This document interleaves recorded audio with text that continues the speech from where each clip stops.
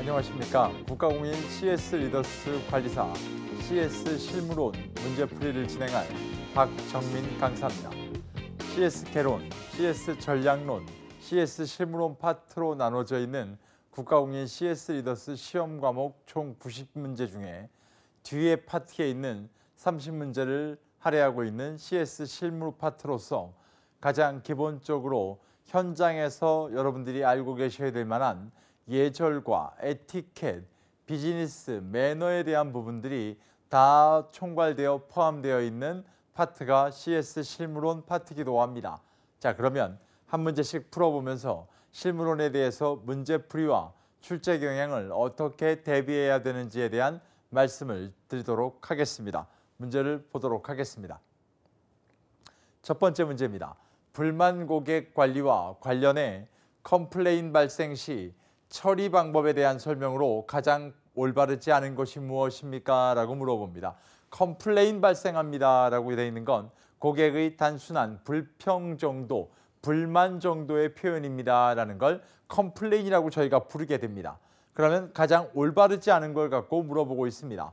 첫 번째, 신속하게 해결책을 마련하여 처리하고 친절하게 해결책을 납득시킨다. 맞습니다.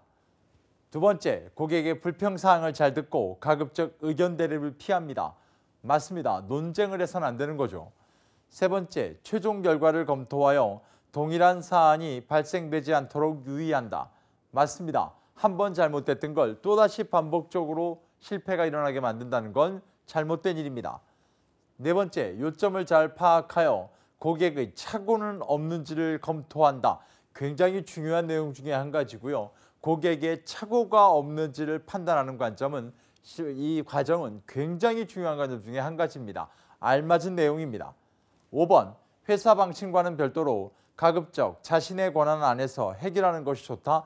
이렇게 할 수는 없습니다. 회사에 룰이 있고 표준화 매뉴얼이 있는데 함부로 내 권한을 갖고 판단한다는 건 쉽지 않은 내용입니다. 5번 내용을 충분히 객관적으로도 풀어낼 수 있는 문제 유형이기도 합니다. 다음 문제 보겠습니다. 다음 중 코칭의 단점에 대한 설명으로 가장 올바르지 않은 것이 무엇입니까? 여러분, 코칭 그러면 한 가지만 기억하십시오. 1대1입니다. 항상 P코치와 코치가 1대1로 상호작용하게 되어 있고 상호작용은 커뮤니케이션으로 이루어지게 되어 있습니다. 이것만 기억하신다면 어떤 유형의 문제, 코칭의 장단점 문제는 다 해결 가능하다라고 보셔도 무방할 겁니다. 자, 단점에 대한 설명으로 가장 올바르지 않은 걸 물어보고 있습니다. 1번, 교육의 성패가 코치의 능력에 지나치게 좌우된다. 맞습니다. 상호작용을 하기 때문입니다. 코치와 피코치가. 2번, 매일 실시되는 코칭은 학습자에게 부담이 될 수 있다. 당연하죠. 매일매일 만나야 되는 사람과 그런 어떤 배우고 가르치는 관계라고 봤을 때는 부담이 될 수밖에 없습니다. 3번, 상하 간 커뮤니케이션이 저하되는 부작용을 초래할 수 있다. 맞는 얘기일까요? 서로 간에 코치와 피코치가 서로 간에 자신의 입장을 이야기하고 서로 간의 커뮤니케이션이 위아래로 움직이게 된다면 이 커뮤니케이션을 활성화시키는 것이지 저해하지는 않을 겁니다. 3번이 잘못된 설명이죠. 4번, 코치와 학습자 간의 계약관계는 학습에 지장을 줄 수 있습니다. 맞습니다. 5번, 1대1 방식이므로 코치의 시간이 많이 소요되며 노동집약적이다. 맞습니다. 다시 한번 말씀드리지만 코칭에 대한 장단점 문제는 1대1 관계를 기억하셔야 되고 1대1 상호작용을 하며 이들의 상호작용의 방법론은 커뮤니케이션이 있다라는 것만 기억하시면 충분히 해결될 문제 유형입니다. 다음 문제 보시겠습니다. 다음 중 콜센터의 역할과 관련해 서비스 전략적인 측면으로 보기 어려운 것이 뭡니까? 전략적인 측면으로 보기 어려운 문제가 나옵니다. 꼭 기억하십시오. 전략적인 측면과 경영적인 측면 두 가지 내용이 있을 겁니다. 학습하시는 교재들 보시면 전략적인 측면, 경영적인 측면 두 가지가 있습니다. 그런데 경영적인 측면은 세 가지밖에 없습니다. 기업 경영적인 측면이다 보니 세 가지의 의미는 수익에 관련되어 있습니다. 그러다 보니 고객 확보, 고객 유지, 고객 가치 증진이라고 하는 세 가지의 키워드가 서비스 콜센터의 전략적인 측면이 아닌 기업 경영 측면입니다. 그러면 전략적인 측면의 문제가 나왔는데 왜 이건 설명하지 않고 경영적인 측면만 말을 하고 있느냐? 매번 전략적인 측면으로 보기 어려운 경우처럼 전략적인 측면의 문제가 출제가 되면 항상 오답은 기업 경영적인 측면의 세 가지가 오답입니다. 고객 확보, 고객 유지, 고객 가치 증진입니다. 자, 그러면 5가지 중에 전략적인 측면으로 보기 어려운 거 확보, 유지, 고객 가치 증진에 해당하는 게 무엇일까요? 1번 콜센터 운영 지표 확보. 확보라는 말 때문에 얘가 답인가 봐요. 운영 지표라고 돼 있죠. 수익에 대한 관점은 아닙니다. 두 번째, 다양한 커뮤니케이션 채널 확보. 자, 이것도 다르게 볼 수 있죠. 이것도 전략적인 측면입니다. 고객 니즈의 정확한 이해와 피드백 제공, 전략적인 측면. 네 번째, 서비스 실행 조직으로 기업 전체에 미칠 영향의 중요성, 전략적인 측면입니다. 다섯 번째, 기존 고객과의 장기적인 관계 유지 및 관계를 통한 고객 생애 가치 증대입니다. 아까 말씀드렸던 고객 확보, 고객 유지, 고객 가치 증대입니다. 세 가지에 해당하는 거 5번 고객 가치 증대가 전략적인 측면으로 보기 어려운 경우입니다. 다시 한번 말씀드리지만 매번 문제는 서비스의 전략적인 측면이 출제됩니다. 하지만 오답으로 사용될 기업 경영 측면에 대한 세 가지 고객 확보, 고객 유지, 고객 가치 증진을 잊으시면 안 됩니다. 간단하게 풀 수 있는 문제 유형이었습니다. 다음 문제입니다. 다음 중 텔레마케팅과 관련해 스크립트의 필요성에 대한 내용으로 가장 올바르지 않은 것. 스크립트라고 부른다는 건 저희가 고객 응대 시나리오라고 부릅니다. 그렇다 보니 텔레마케팅에 사용되는 아웃바운드 콜에서 가장 많이 사용되는 필수품이기도 합니다. 그렇다면 가장 올바르지 않은 걸 물어봅니다. 1번, 스크립트 작성은 콜센터 내 생산성 관리에 도움을 줍니다. 당연합니다. 시나리오로 고객 응대하는 시나리오를 적어놓은 거기 때문에 생산성 관리에 도움을 줍니다. 2번, 상담원들의 상담 수준에 따른 개별 역량의 편차를 파악하여 업무량을 조정하고 배정할 수 있다. 과연 고객 응대 시나리오가 이런 걸 가능하게 할 수 있을까요? 2번이 잘못된 설명입니다. 스크립트는 다시 한번 말씀드리지만 고객 응대 시나리오입니다. 꼭 기억하셔야 됩니다. 3번, 상담원들이 어느 정도 표준화된 언어 표현과 상담 방법으로 고객을 응대할 수 있도록 도와준다. 이유는 고객 응대 시나리오이기 때문입니다. 4번, 스크립트 작성을 통해 목적에 대한 효율적인 메시지를 고객에게 전달할 수 있다. 맞습니다. 5번, 상담원들이 불필요한 표현이나 상담 도중 흐름을 잃어버리지 않게 하여 평균 통화 시간을 조절할 수 있다. 통화 시간을 조절할 수 있다가 결국 1번에 보신 생산성 관리에 도움을 준다는 설명과 동일한 설명일 겁니다.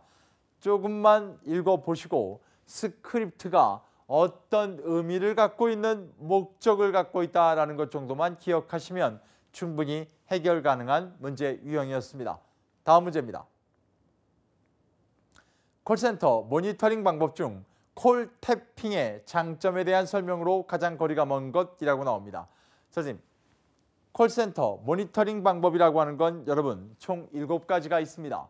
셀프 모니터링부터 시작하여 마지막 콜 태핑까지 7가지를 아마 학습 교재를 통해 많이 보고 계실 거고, 콜 태핑은 상담원 스스로가 자신의 성과에 대해 평가하는 방식을 콜 태핑이라고 저희가 부릅니다. 그렇다면 콜 태핑의 장점에 대한 설명으로 가장 거리가 멀다라고 물어보고 있습니다. 장점을 찾기 전에 콜 태핑이 어떻게 진행되는 방식입니까? 라는 것 정도는 꼭 좀 알고 계셔야 될 것 같습니다.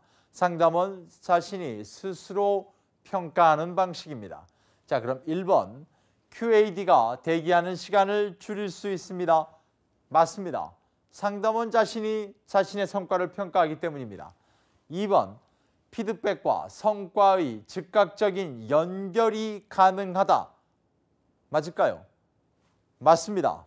3번 자신의 콜을 듣고 콜 처리에 대해 객관적으로 평가할 수 있다. 맞습니다. 상담원 자신이 스스로 평가하는 방식이기 때문입니다. 4번 대화 방식을 이용하여 코칭이 가능하다. 분명히 콜태핑은 상담원 스스로가 자신의 성과를 평가하는 거라고 말씀드렸는데 누구와 대화 방식을 사용해야 될까요? 4번이 잘못된 설명입니다. 5번 모니터할 기간을 계획하여 유연성 및 컨트롤 향상을 기대할 수 있다. 이것도 맞는 설명입니다.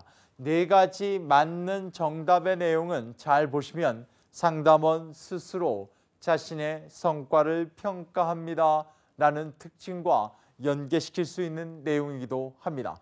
기억하셔야 됩니다. 키워드로 기억하시기를 바랍니다. 다음 문제 보겠습니다. 다음 중 비즈니스 상황에서 엘리베이터를 이용할 경우에 예절로 가장 올바르지 않은 겁니다. 엘리베이터 예절에 대해서 지금 물어보고 있습니다. 자, 이래놓고 봤을 때 엘리베이터는 VIP, 외부 인사보다 언제 탑니까? 먼저 탑니까? 나중에 탑니까? 안으로 엘리베이터 안으로 탑승한 다음에 상석이 어느 방향입니까? 내릴 때는 누가 먼저 내려서 방향을 안내해야 됩니까? 이런 관점의 내용이 줄을 이루게 될 겁니다. 자, 그럼 올바르지 않은 내용입니다. 1번, 엘리베이터는 여러 사람이 이용하는 밀폐된 공간이기 때문에 큰 소리로 떠들거나 통화를 하지 않도록 주의한다. 맞습니다. 2번, 처음 손님이 방문했을 경우 손님보다 먼저 타고 내릴 때는 손님보다 나중에 내리는 것이 좋다. 객관적으로도 잠깐 생각해 보시면 전제 조건은 분명히 처음 방문한 손님이라고 얘기하고 있습니다. 처음 손님이 방문했을 경우에 손님보다 먼저 타서 뭔가를 하고 내릴 때 손님보다 나중에 내린다는 것은 맞는 설명이 아닐 겁니다. 2번이 잘못되어 있습니다. 3번, 이미 방향을 잘 알고 있는 윗사람이나 여성과 함께 엘리베이터를 이용할 경우 윗사람 또는 여성이 먼저 타고 내리는 것이 좋다. 여기에서 잘 보면 위에 보기와 달라지는 게 이미 방향을 알고 있다라고 나오고 있습니다.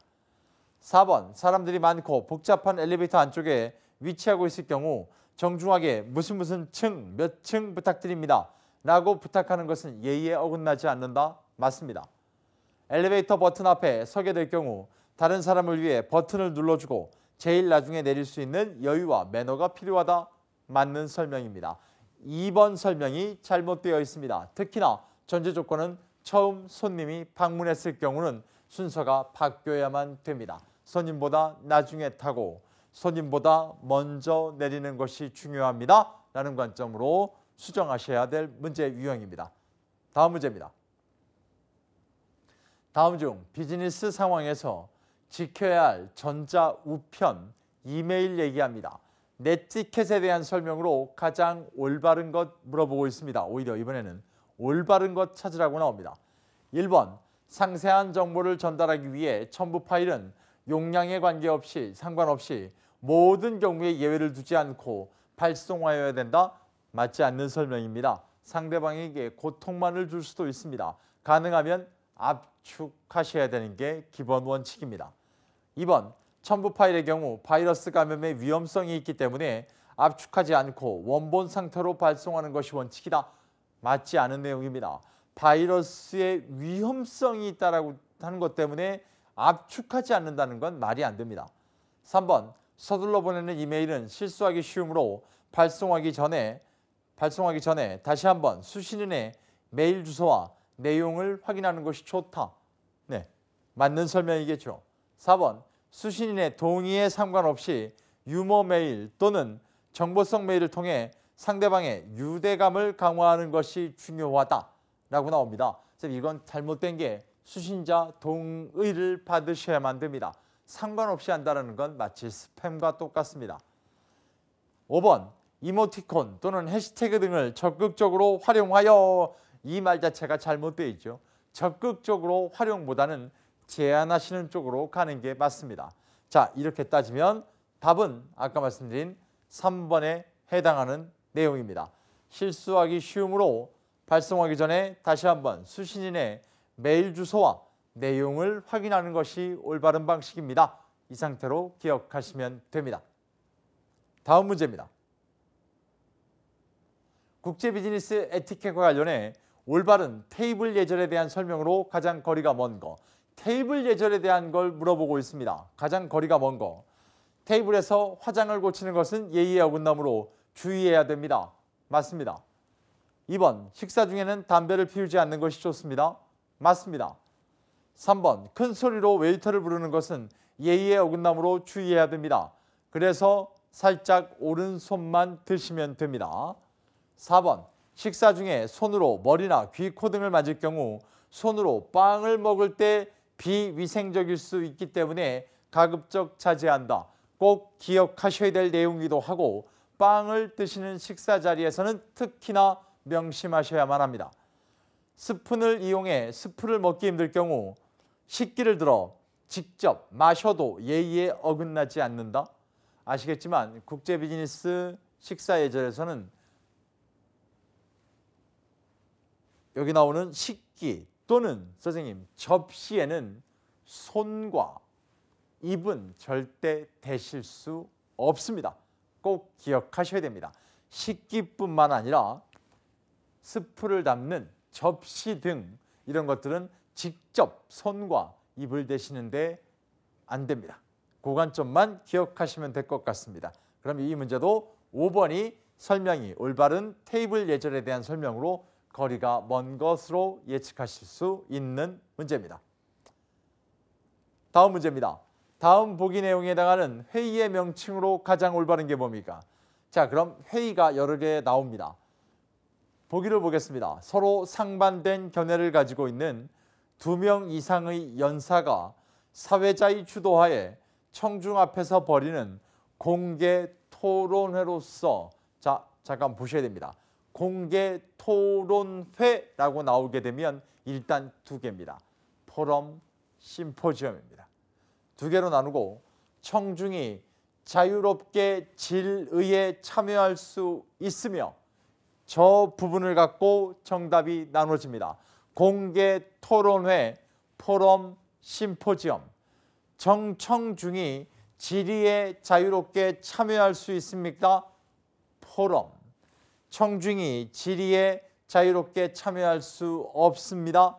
심포지엄입니다. 이렇게 따지면 답은 포럼으로 유추할 수 있는 문제 유형입니다. 다시 한번 말씀드립니다.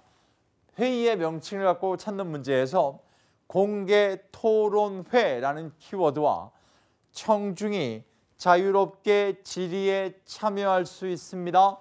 포럼. 청중이 질의에 제한을 받습니다.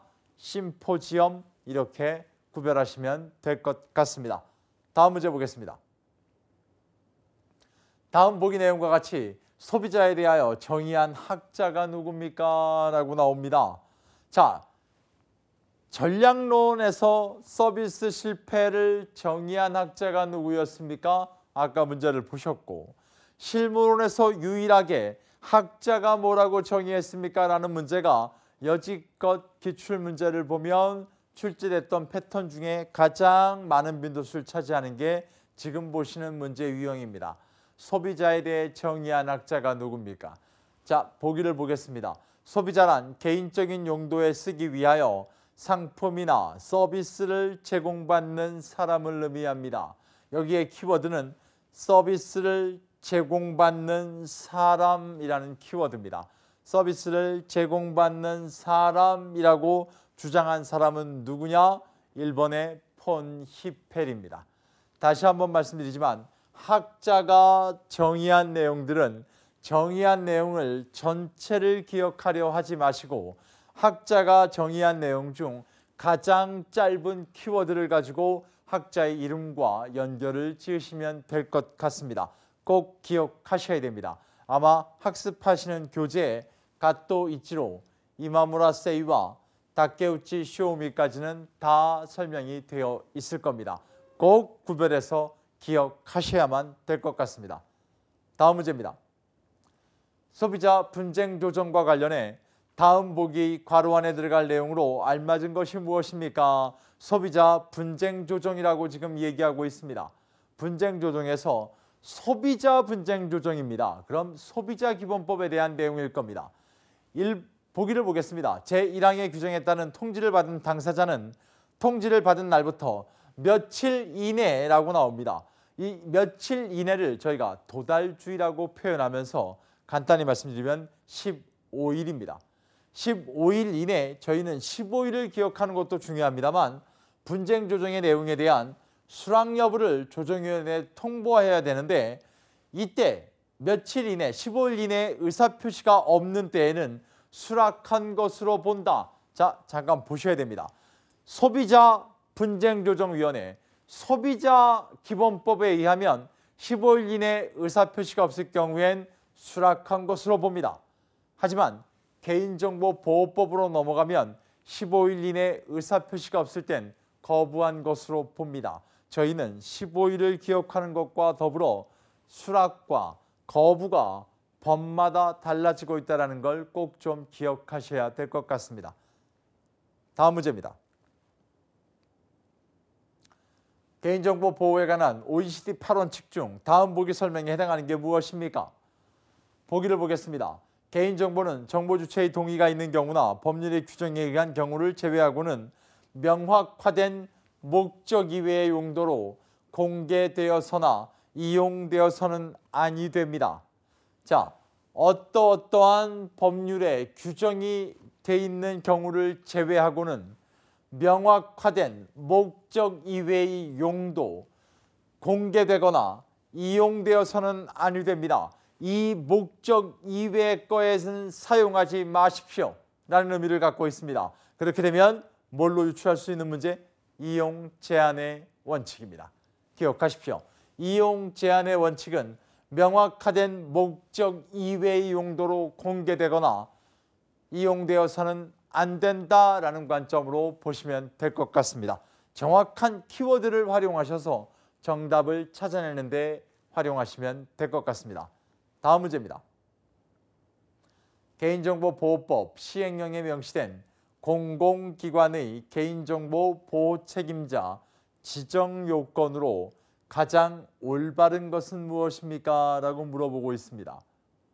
잘 보시면 여러분 5장 소비자기본법, 6장 개인정보보호법은 꼭 아셔야 되는 문제풀이를 할 때 보셔야 되는 첫 번째 주의사항은 뭐냐면 워딩을 바꾸기가 쉽지 않습니다. 그렇다고 한다면 가장 바꾸기 쉬운 파트는 숫자에 대한 개념일 겁니다. 몇 조 나오는 조항 말고 어떤 몇 급 또는 아까 보셨던 것처럼 며칠에 해당하는 내용들처럼 이렇게 숫자를 주의하셔야만 됩니다.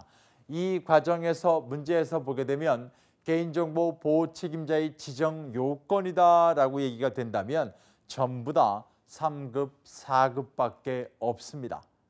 3급, 4급밖에 없는데 일단 문제를 보면 5급들이 나옵니다. 그러면 5급들에 대한 내용 3번, 5번은 잘못된 내용일 겁니다. 그리고 2번, 4번 내용은 3급 이상이어야만 합니다. 이렇게 따지면 1번 국회, 법원, 헌법재판소, 중앙선거관리위원회의 행정사무를 처리하는 기관 및 중앙행정기관, 고위, 공무원단에 속하는 공무원입니다. 이 파트의 설명만 올바른 설명입니다. 굉장히 쉽지 않은 문제 유형으로 꼭 다시 한번 말씀드리지만 기억하셔야 될 사항은 소비자기본법, 개인정보보호법은 일단 우선적으로 숫자를 의심하셔야 된다는 걸 꼭 기억하셔야 될 것 같습니다. 다음 문제입니다. 기업교육의 종류 중 학습자의 업무 내용 및 업무 현장과 관련해 있으면서도 학습자의 의도적인 학습 활동을 중시하는 방법으로 학습자의 의도적인 학습 활동을 중시하는 방법으로 자기학습, 액션 러닝 등에 해당하는 게 뭡니까? 자기학습, 액션 러닝이라는 말이 나오게 되면 OJT, OFJT, OJL, OFJL 중에 한 가지 답일 겁니다. 이 중에 자기학습, 액션 러닝이라고 한다면 저희가 알고 있는 OJL일 겁니다. OJL. 그렇게 기억을 좀 딱 키워드로 기억하셔서 보시면 될 것 같고요. 현장 실무 교육 OJT, OFJT 집체교육. 집체교육에는 5가지 과정이 있고 규범이 5가지 종류가 있고 강의법, 토의법, 사례연구법, 역할연기법, 시범 등의 종류가 있다라고 하는 측면. 그다음에 OFJL, 자기개발 이렇게 나누시면 될 것 같습니다. 다음 문제 보시겠습니다. 성공적인 프레젠테이션을 위한 4P, 프레젠테이션의 4P가 존재합니다. 청중의 수준, 참가자의 수준, 성별, 연령, 직업과 직급 등에 대하여 사전에 확인하고 분석하는 요소는 여러분 보시나 마나 성별, 수준, 연령, 결국 4P 중 P풀에 해당하는 내용일 겁니다. 키워드로 기억하시면 해결이 가능한 문제 유형입니다. 여러분, CS 실무론에 대한 총 7파트에 대한 내용을 순차적으로 파트마다 출제되는 비중이 높은 문제들로만 발췌를 하여 설명을 드렸습니다. 다시 한번 말씀드리지만 실무론은 특정 키워드를 가지고 키워드로 문제의 키워드에서 답안의 키워드로 연결하는 그 연결 부분만 기억하시게 되면 충분히 해결이 가능한 문제들로 구성되어 있습니다. 유일하게 5장 소비자기본법, 6장 개인정보보호법만 선생님들이 여러분이 준비하실 때 어떤 사건과 어떤 법령에 의해서 운영되고 특히나 숫자를 어떻게 기억해야 되는지에 대한 부분만 꼭 주의하셔서 시험을 준비하시면 월등한 점수로 CS 실무론도 합격하실 수 있는 충분한 능력이 되실 거라 믿어 의심치 않습니다. 이상 CS 실무론 문제풀이에 대해 설명드렸습니다. 감사합니다.